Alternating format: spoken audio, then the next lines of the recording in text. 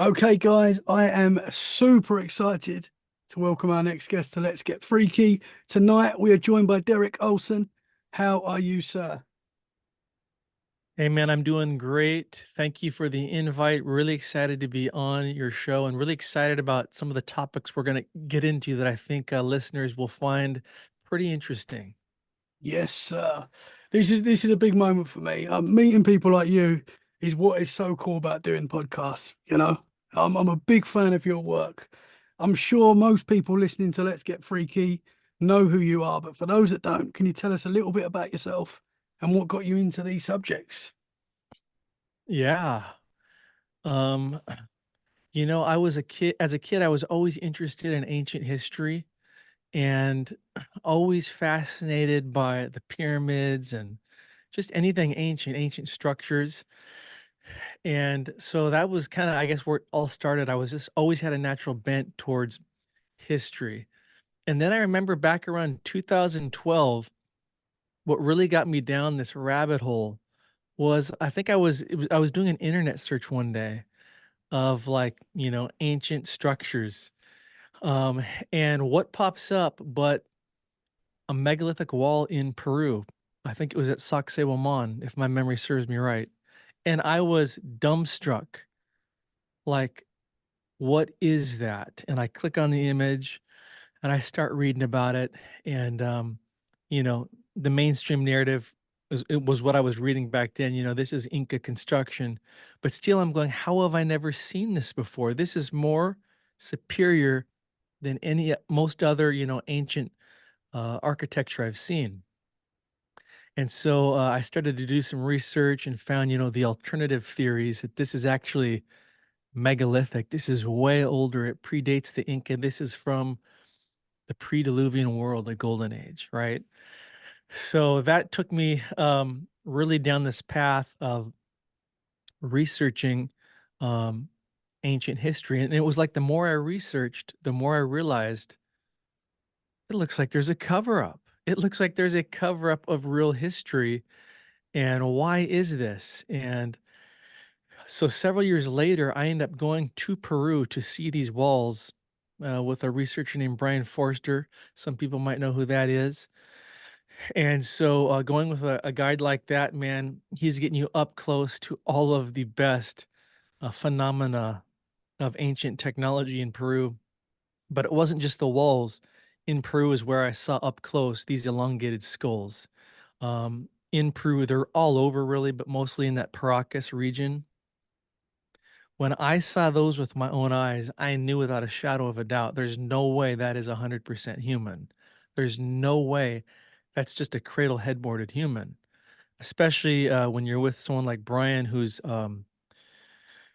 what he's not a geologist, but he's been in the medical field, and he can share with you just quick facts like cradle headboarding cannot it can change the shape of a skull, but it can't add more cranial mass. You start hearing stuff like that and you're kind of going, okay, yeah, that makes sense. Anyway, all that to say, when I got back from that trip, I had all these photos, all this video content, and all this new knowledge where I feel like I've got to do something with it. And I realized, there's really not a lot of blogs out there or channels. This was, 2000, probably 17, dedicated to this stuff. So that's when I thought, you know what, I'm gonna launch Megalithic Marvels. That was my original name. I've since changed it, and I can tell you about that if you want, but since changed it to Stargate Voyager. So yeah, that was kind of what got me on this journey, man, and it's been a wild ride ever since. Yeah, for sure. I've seen pictures of the elongated skulls, and oh man, to actually see them in person must be incredible. Oh yeah, I mean, simply incredible the way these things are created. I believe there's some sort of hybrid. This is some sort of hybrid human. Some would say this is a hybrid, meaning it's also part Nephilim or something non-human. So yeah, when you look into the history of these skulls, it's pretty crazy. They were first started to be discovered in the early 1900s in Peru by an archaeologist there. And it's something about this Paracas region by the coast is where the largest collection of these huge skulls are. And anybody can Google Paracas skulls and you're going to see what we're talking about here. But these things don't just have longer heads. On average, I think they have about 25% more cranial volume. There's some that have 50% more, and those are just bizarro to see. But they've also got bigger eye sockets. They're missing the sagittal sutures. And one of the smoking gun for me is the naturally elongated skulls, and I'll come back to that in a minute. Their foramen magnum is at a different spot. The foramen magnum is the hole in the center bottom of our skulls where the neck attaches. So on us, it's right in the middle center of our bottom of our skulls. On these naturally elongated skulls, it's at the very back. And so there's no way a cradle headboarding can do that. That's 100% pure genetic. So you have all these anatomical, crazy genetic anomalies happening with these skulls. And I mentioned natural elongated skulls. The reason it gets confusing to some people is there are a bunch of cradle headboarded skulls all over Peru too. And that was what I would call the humans trying to emulate the elite ruling class of their day, who were the hybrids. So the normal people are trying to look like the hybrids. And so they were cradle boarding their children and they were squishing and shaping the skulls. But other than that, they were pretty small like and they had normal eye sockets and everything else like we would, except for the skull shape.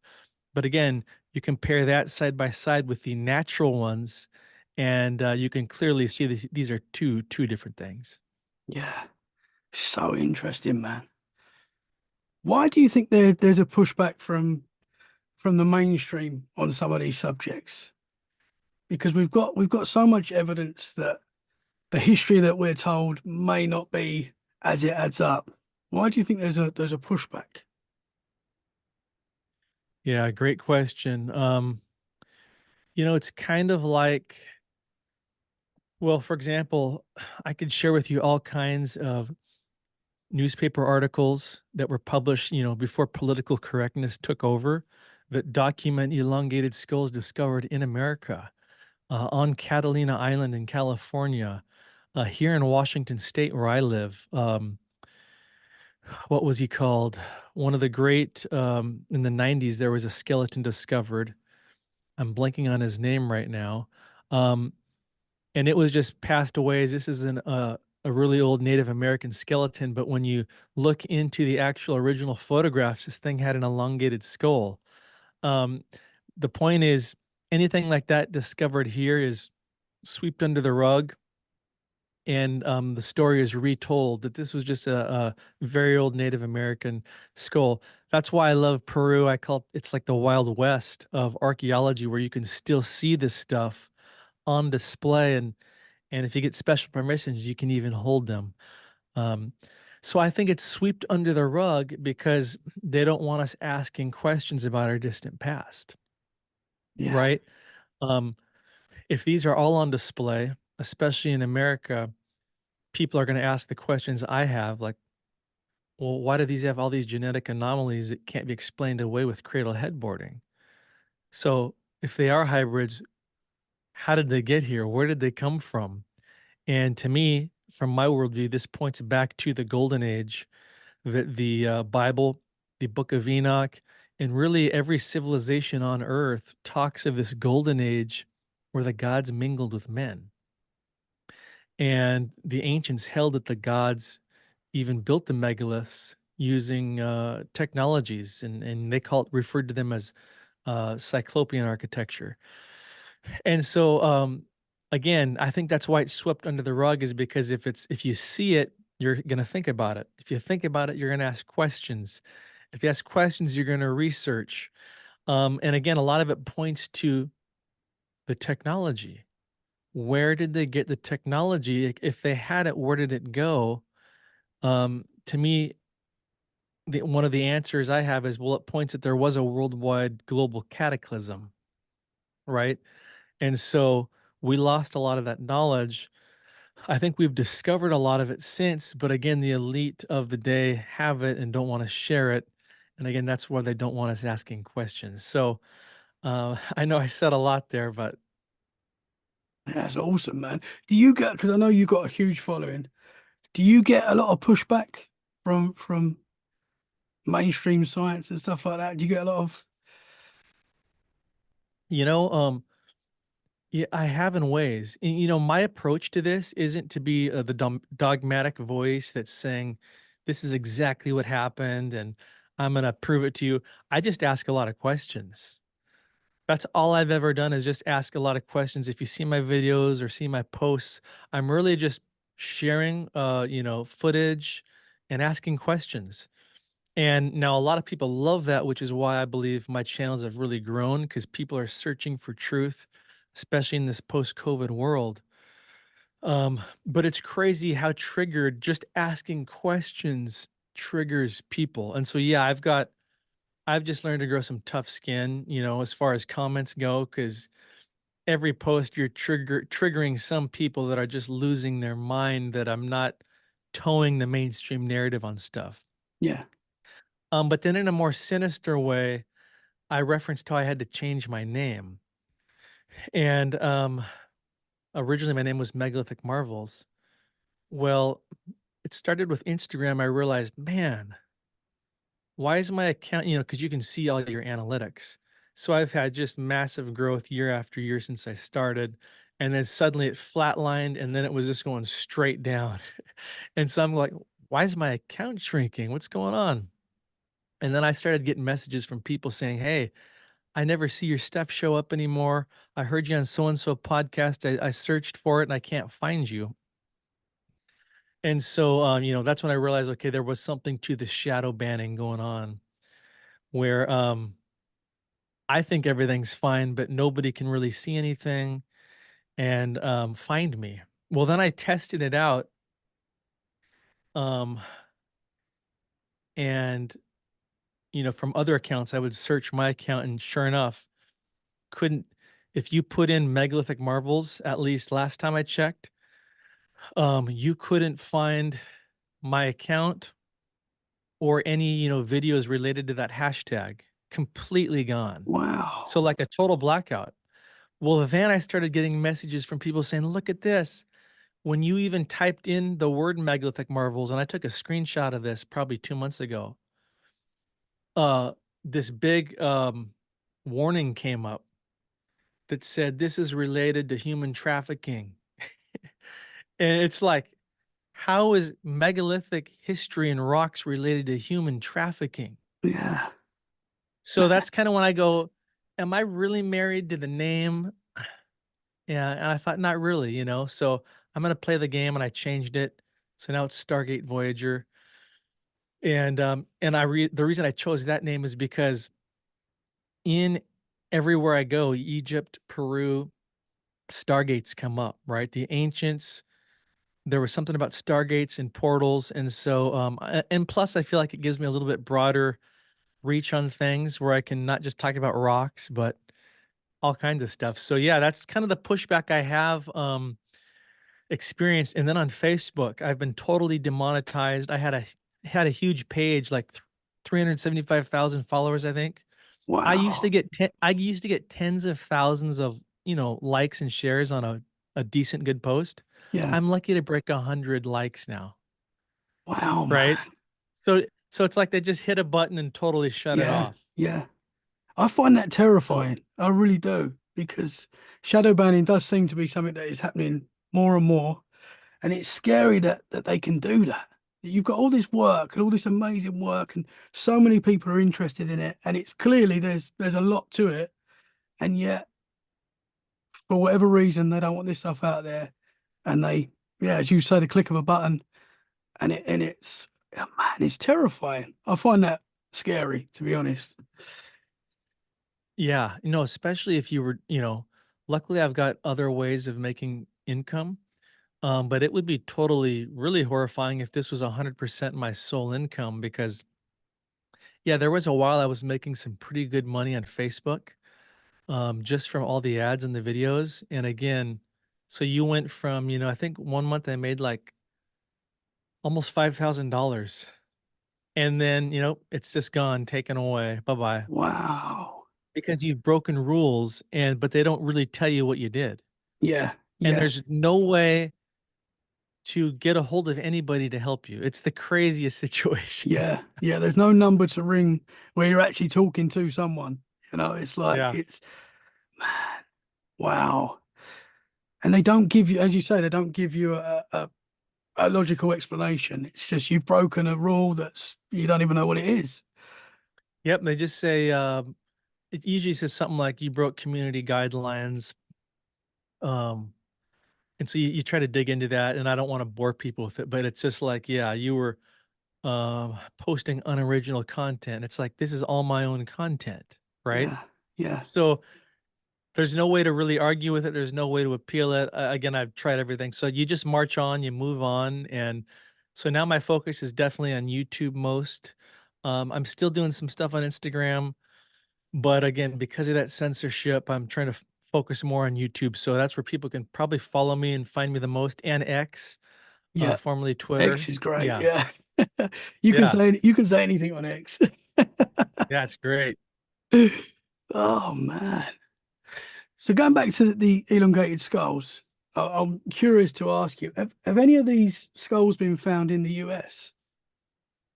Or is it just Peru? Yeah. Great question. So, yes, there's a researcher named L.A. Marzulli who kind of broke the story on elongated skull discovered on Catalina Island. And it might have been more than just one, but he featured several or a photo of one he found. And so back in like the early 1900s, there was a German naturalist who first reported unearthing an 8 foot tall skeleton with artifacts on Catalina Island. And you can even find newspaper articles about this from 1913 that feature Wow. this story of this guy holding a skull. And the subtitle reads The Wonderful Discovery of Naturalist Ferdinand of Denver on Catalina Island, an 8 foot giant buried with his life treasures. So, again, back before political correctness, up to the early 1900s, you were finding front page news articles like this, even from publications like the New York Times. So, to answer your question, yeah, Catalina Island is one of the more famous accounts where there was an elongated skull, but not just elongated, there was supposed giant skeletons, again, 8 foot. So there was this report in 1913. Then there was an amateur archaeologist that came after that. His name was Ralph Glidden, I believe. And he began to do excavations on Catalina Island. And this was, again, kind of early 1900s up to 1930. And this guy unearthed hundreds of skeletons. Actually, I believe he found more than 3,000. And almost all the male skulls, skeletons he unearthed averaged 7 feet in height. And Wow. there was one that measured 9 foot 2 inches. And again, I've lived in California. I've seen Catalina Island, and it's kind of like Sardinia, which is a small island south of Italy. It's like, it's like in the Golden Age, um, or the post-flood giants. They were, it's like they were trying to escape, and they were looking for defensive strategic locations like Catalina Island, Sardinia, which is full of giant lore and all these ancient giant structures and tombs. And so it's kind of like they went to Catalina Island. Another topic we can get into is Lovelock Cave in Nevada. Thousands of years ago, that was covered by this huge lake. And so the legendary cave where these supposed giants were would have been an island too. So anyway, to say all that, this Ralph Glidden guy excavated all of these skeletons. And again, that kind of just all disappeared in history. Catalina Island now has this huge, beautiful museum. Well, L.M. Marzulli went there and was just digging around in their archives. He got special permission, and what does he find? But he goes to the Ralph Glidden files, and there is Glidden standing in the dirt with a shovel, next to a giant skeleton that, he did all the calculations on it. Looks like, I think it measured out to at least 8 feet, and it's got this big old head. And but then he found other photos of a mother skeleton with a child, and the mother had quite an elongated skull. Wow. So again, that's one example. Another one I mentioned earlier was right here in Washington State, that it was called Kennewick Man. And that was a big discovery. I remember as a kid in the 90s, Kennewick Man. Well, according to research others have done, I'm just pulling this from them. If you go and look at the original photographs that were taken of Kennewick Man in the 90s, he has a big old elongated skull. Again, those photos were quickly just kind of disappeared. And anything you see now of Kennewick Man doesn't show the skull. It's just, where he was found and maybe an arm. But 2 summers ago, I was in Kennewick, Washington, where this discovery was made. I went to the museum, and you would think this should be a prime showcase for something of this significance. You go into this museum, and there's just a little display, and they've got a fake, remade head about that big of Kennewick Man, and it just says this was a really old Native American skeleton, and that's it. Wow. Sadly, when you look into the Kennewick Man story, even the original archaeologists that unearthed this said this is not Native American. This has got Caucasian features, European. And so there was this huge decades long fight between the scientific community and the Native Americans who were saying, this is ours.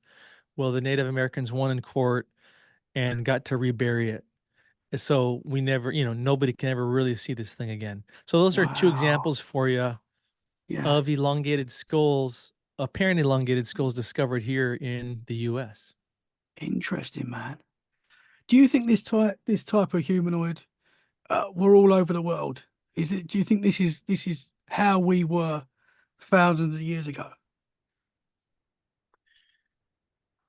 You know, great question. I look at stuff from kind of a biblical worldview, and I believe that there's two separate things going on. I do believe in intelligent design. I feel like it's just too hard to ignore.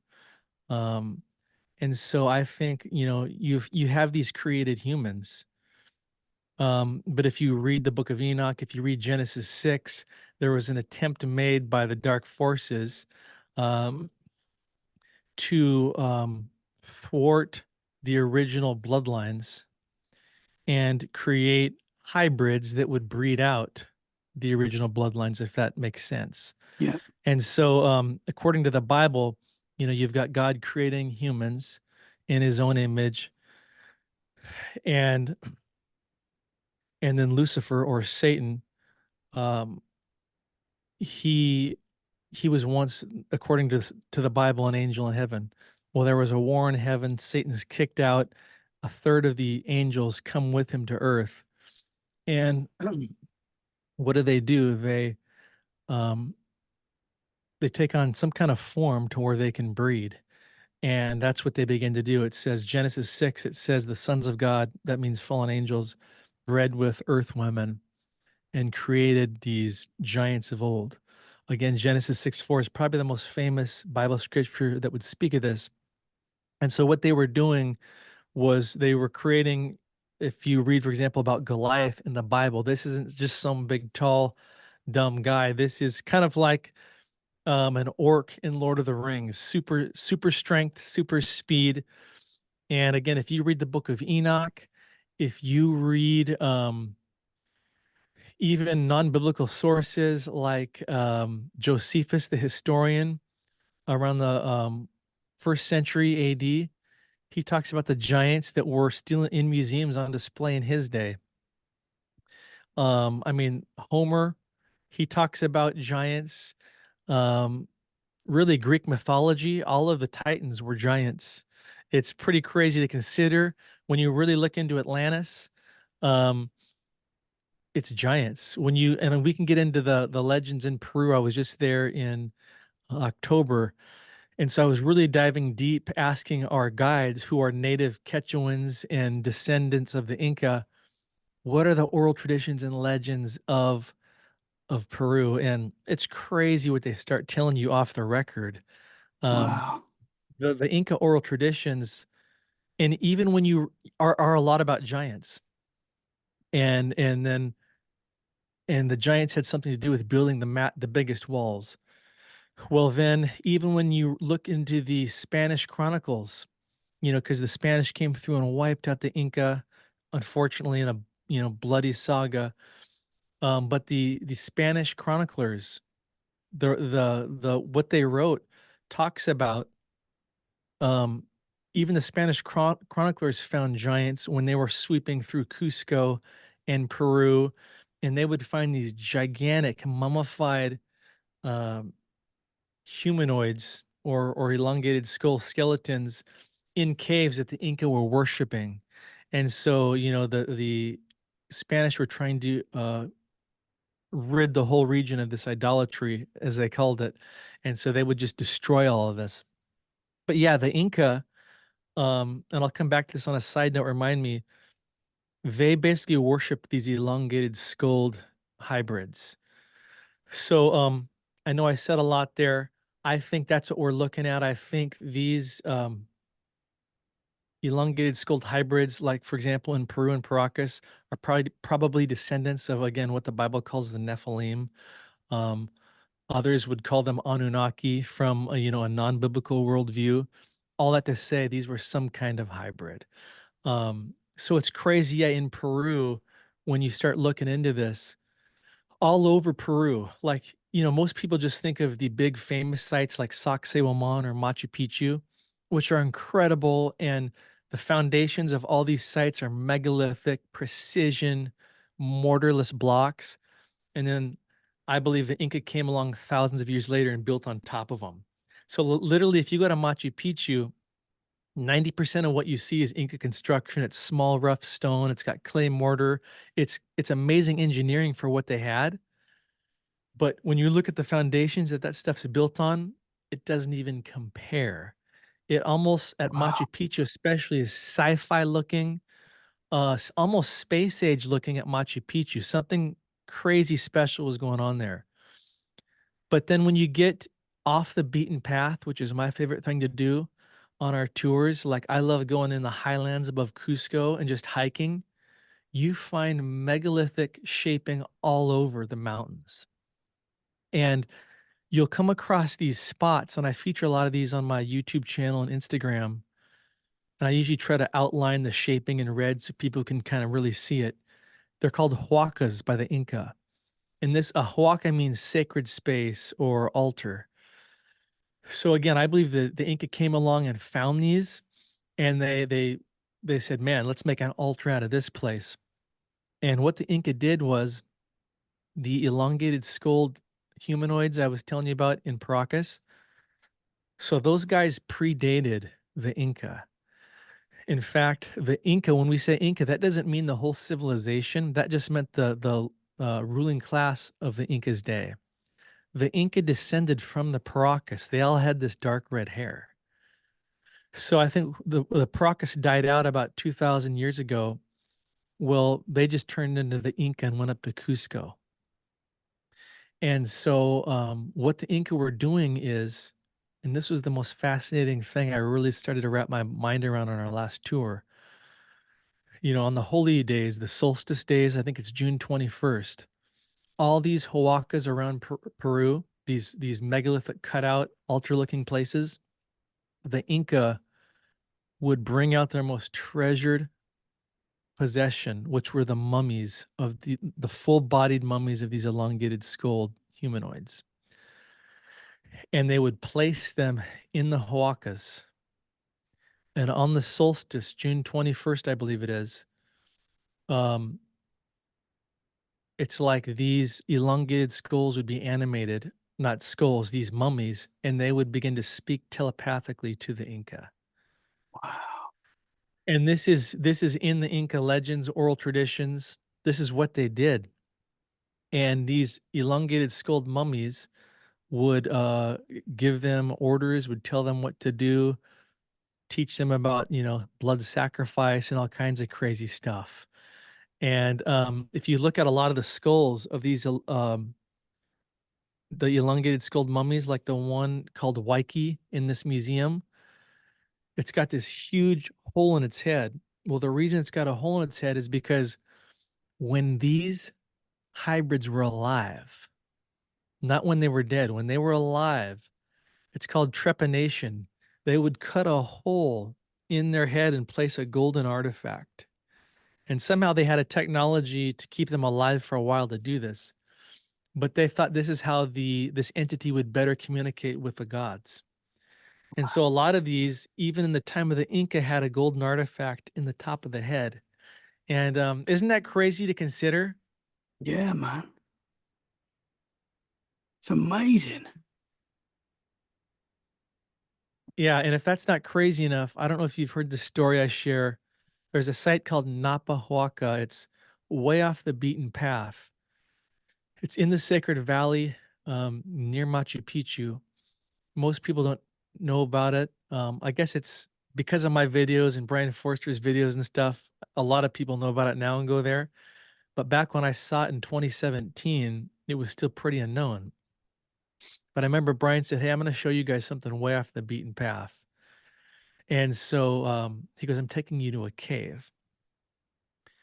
And so we drive to this desolate area in this mountain valley. There's an old railroad track. We start walking down the tracks, and then he says, "Okay, we're going to hike up this hill." And again, this is the Andes Mountains.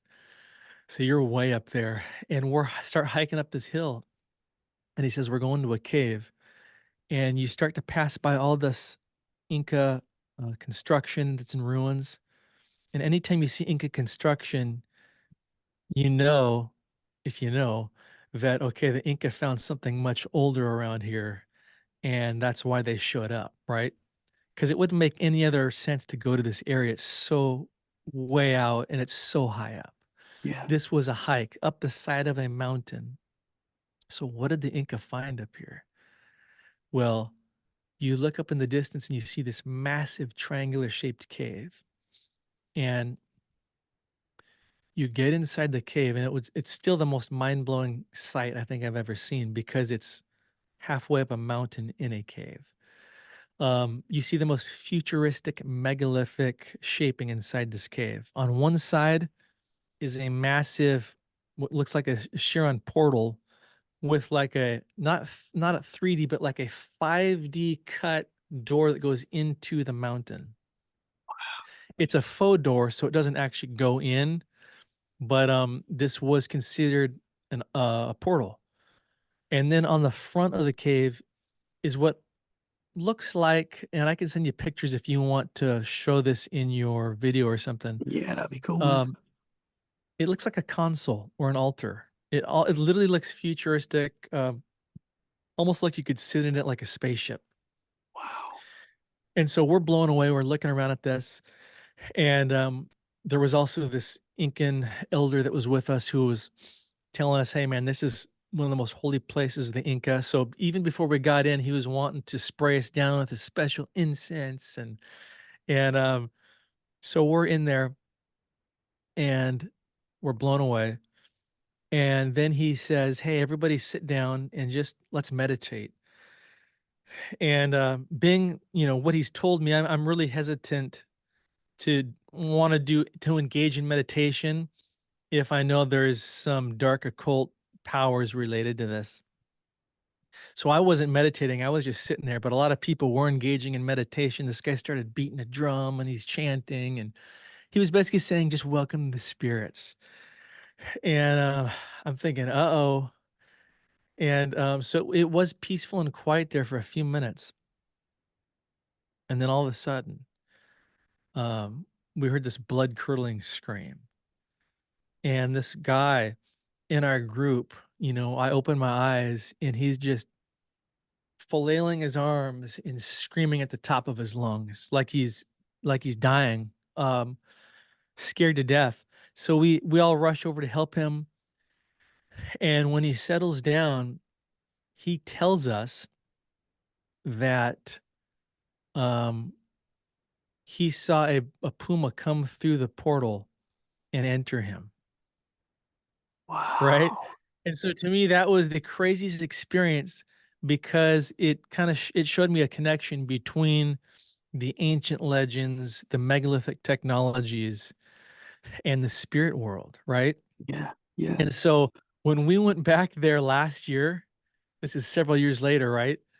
Um, our tour guide, who's one of the best in Peru, and he descends from the Inca. I hadn't been able to tell him of this experience. So he was saying, "Hey, yeah, let's go in here, and this is one of the most sacred spots of the Inca." Blah blah blah. He was saying the same stuff, and he goes, "We'll even meditate." And I said, "Well, hold on, I want to tell you guys a story." And so I told him that story. Their eyes were about this big, and I guess the point is, you want to be very careful with that stuff, right? Yeah.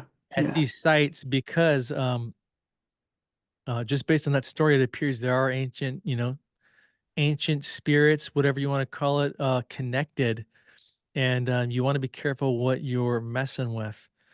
So that was a crazy experience, and it showed me, man, there is so much more going on than we know. 100%, man.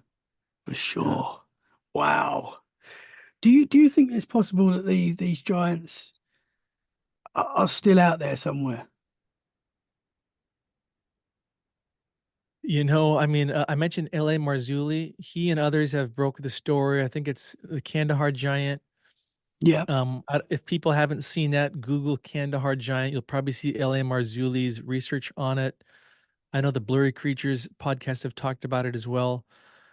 And again, in a nutshell, there were reports during, I think it was Desert Storm in the 90s, of these soldiers who were, I think it was Afghanistan, fighting in the war, and encountered a massive giant in a cave that they had to engage, with their weapons, and they killed it because I guess it apparently killed some of them. And long story short, it was boarded on a massive, I think, C-130 or whatever they call that plane, and flown to the US. And the reason that supposed story came out is because it was the helicopter pilot who, saw, heard the story, and then saw it's being loaded onto a crate and into the plane that he flew. And I think he told L.A. Marzulli that story. So that's kind of the most extravagant, crazy modern day account we have of a possible live giant. Yeah. But to answer your question, I did come upon something pretty crazy in my research about Easter Island. And so I can share that with you real Yeah. quick. That'd be awesome, man. I mean, Easter Island is world renowned for the Moai statues, these massive statues that, um, up until just a couple decades ago, we learned had actual bodies. Forever they just thought they were the heads. But now we know if you dig down there, their entire bodies buried in the mud. So much There's so much mystery surrounding this island. Um, there's not just these megalithic statues there, but there are megalithic walls there, just like in Peru. So the same builder class, I believe, was in Peru and was on Easter Island. But many of the early explorers to Easter Island in the 1700s reported about these unusually shaped skulls on the back of the island's inhabitants. This is back in the 1700s. The point is, they might have been some kind of hybrid back then in the 1700s that were still alive. And they had these weird bumps on the back of their necks. And there's a bunch of really old wooden carvings that are in some of the world's museums all over that depict these strange features that these explorers found in the 1700s, of these strange anomalies on these islanders back then. So that's one thing. Um, and then if you get into like Thor Heyerdahl, he was one of the guys great explorer in the 60s. He did some of the first extensive archaeological research on Easter Island. So I got his book, and a lot of what I pulled from on Easter Island is from him because I think he's one of the best sources. Um, but he talks about in his research that the Easter Islanders talk about how the island was settled twice. It was settled later by, the Polynesians who came over, and they're the ones that get credit for kind of everything. But the oral traditions speak of a first settlement that was by a race called the Long Ears. And these guys apparently came from the east, and the Short Ears came later. They were from the west. That would have been the Polynesians. Um, but these Long Ears appear to have been a power in the island at a far earlier age. We're talking a pre-Diluvian age. And the oral traditions state that the later Short Ears were like laborers and were building on top of what they had found. Um, and so it's interesting that these Long Ears are credited to have built these Ahu temple platforms, the megalithic walls, and the foundations that a lot of these moai stand on. And so, again, when you look at the oldest, biggest moai statues, because there's different styles. There's smaller ones that look like they were probably created later, but then you've got the massive giant ones. They've got these huge long ears, right? And strange noses, chins, heads. They genetically look different, right? And so, another thing, the first explorer to Easter Island was Jacob Roggeveen in the 1700s. He was a Dutch explorer. So I was reading through uh, their writings, and this is where I pulled some of this crazy stuff. So when they went to Easter Island in the 1700s, they talked about how they observed how the giant moai statues were served by a priesthood of, they said, very large looking men who had remarkably white skin, long ears, and red hair, while the rest of the population appeared to be of a mixed descent and did not venerate the statues as the priests did. Wow. So to me, right here, I think we've got a snapshot of the ruling class still being alive in the 1700s. And they mentioned they were large and they had red hair and remarkably white skin. Pretty crazy, huh? Yeah, it's amazing, man. Um, Other research I found about Easter Island, there was a bunch of missionaries that lived there. One guy's last name was Zumbalm, I believe, and he documented in the 1800s that in former times the high priests ate children in the name of their god, Make, who was one of the occult gods on Easter Island. So we've basically got these cannibalistic, white-skinned, red-haired, large priests. Pretty crazy. If that doesn't get crazy enough, okay, so I found reports of possible living giants, um, again back in the 1700s, uh, more so than what I just shared there. So, Jacob Roggeveen and his partner Dalrymple, I think his name was, they wrote about their expeditions to Easter Island, and in their ship logs or one of their books, and I've got it right here somewhere.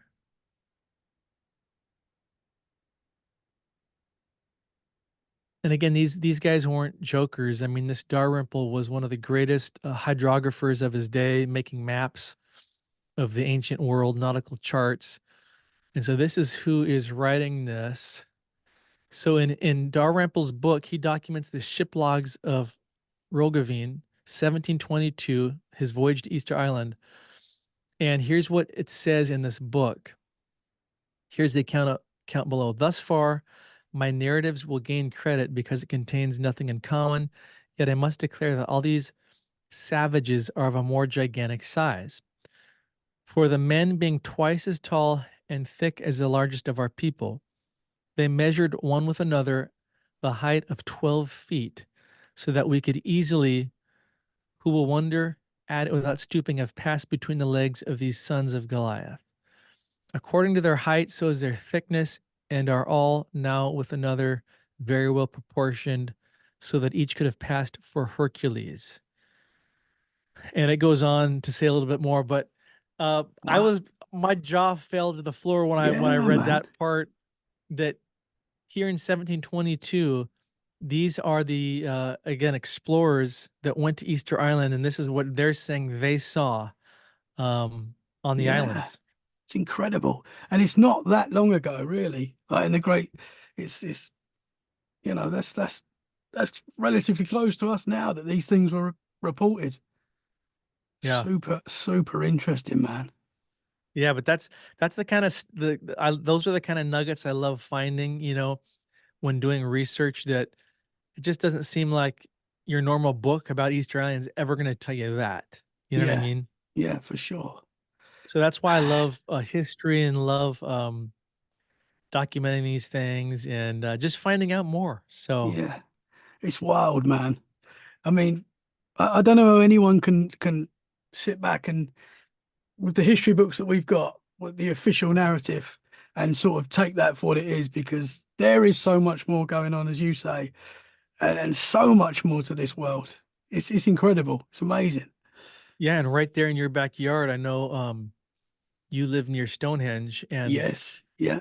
just the little research I've done on that because we've got our tour coming up there this summer is Stonehenge is originally called the Giant's Dance. That was the first name for it. Interesting.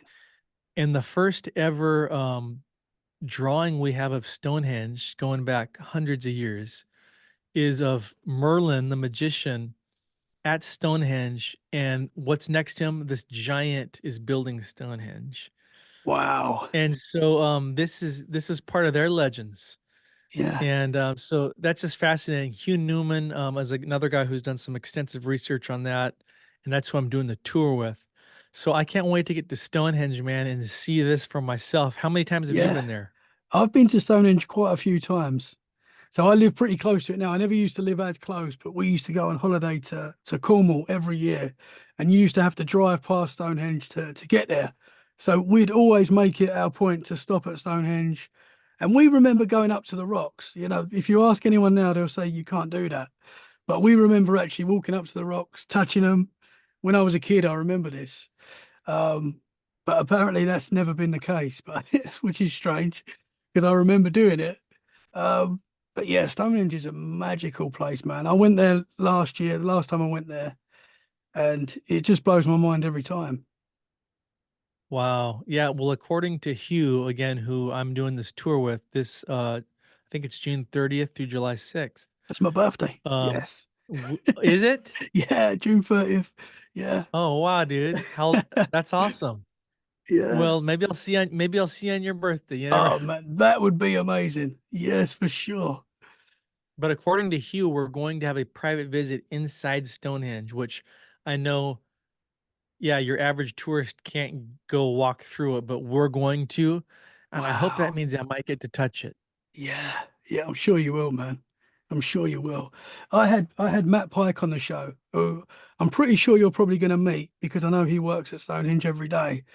And he was telling me, some of the lore and legend of Stonehenge. And what I found amazing about Stonehenge is so much of what is underneath Stonehenge is untouched. There's so much there that they haven't really explored yet. So you can just imagine what could be found in the future. Oh yeah. I mean, same with like in Bolivia at Pumapunku, which is a site we're going to see this summer as well on our Peru Bolivia tour. Most people don't realize that what you see at Pumapunku now above the surface, the H blocks that are precision cut, it's like maybe 10% at best of what is really under the ground. Yeah, And again, that's the way you learn to think critically. We know there's about 90% more underground. Why won't they unearth it? yeah, yeah, But they won't. They don't want to. Why? Why wouldn't you want to unearth some of the greatest ancient structures in the world right here? Why won't the Bolivian government unearth those? yeah, Well, it's probably because they don't want us to see what they're going to pull out of there, right? yeah, man. Because just the little we do see, the little broken blocks are probably some of the most again, advanced looking ancient evidence of ancient technology I've seen, and I cannot wait to see them this summer. So Wow. there's so much to see. I guess the point is our world is far more interesting than we've been led to believe, right? Um, and that's why I love getting out in the field and seeing stuff because it just makes it really come alive. Yeah, for sure. I mean, giant bones are still found today, I believe, and when they're put into to be analysed and stuff like that, is it true that a lot of these bones go missing and are never seen again? Yeah, great question. Yeah, I do believe giant bones are still found today. Um, the reason we never hear about it is because of something called NAGPRA. This is a law that was passed, especially in the US in the 1990s.